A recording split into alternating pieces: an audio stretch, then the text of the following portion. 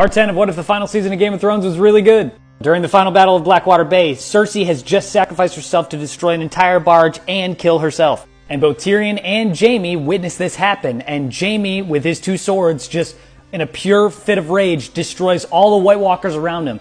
But White Walkers are starting to really overwhelm the ship that Jaime's on, so he has to jump off of it. Now, after fighting off White Walkers through the bay, he's able to get to the beach and get a second to breathe. However, that doesn't last very long because another round of the White Walkers are coming his way. Cut to our secret strike team in the sewer system on their way into the castle. Our team had to go through, quietly, a Shawshank Redemption-esque river to get into the castle. And they haven't met any resistance from any White Walkers yet, which is good. But now that they're in the castle, it's Arya's turn. As I stated before, it's Arya's job to get them through the secret tunnels that she escaped from in Season 1. But this was years ago for her, so she's kind of got a hazy memory. However, the Hound doesn't, and he's spent probably the most time in King's Landing as Joffrey's bodyguard in the first 2 seasons. So they're both kind of in tandem leading the team through the tunnels. However, they've gotten to a fork in the tunnels, and they don't know which way they're supposed to go. Neither of them do. They quickly discuss, hey, we don't have time to be running around in circles underneath the castle.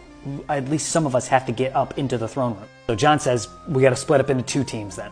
So Jon and the Hound decide to go down the left tunnel, and Arya, Melisandre, and Davos decide to go down the right tunnel. Before they leave, Jon and Arya kind of have a moment where they're like, hey, we might not see each other again.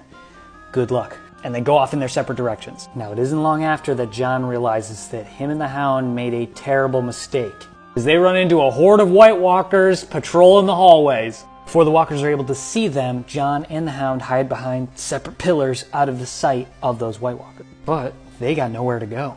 Cut to Melisandre, Davos, and Arya, who go down their separate corridor and meet no resistance at all, until they meet a similar large horde of White Walkers, much like what Jon and the Hound were encountering. However, they do see Melisandre, Arya, and Davos, and they start to attack them. Now, Davos, being an honorable and chivalrous guy, thinks he's got to protect Arya and Melisandre, so he reluctantly rushes towards the horde. Before he's able to reach them, flames rush past his head and hits one of the White Walkers and makes it explode. He turns around to see that it was Melisandre who threw the flame at the White Walkers.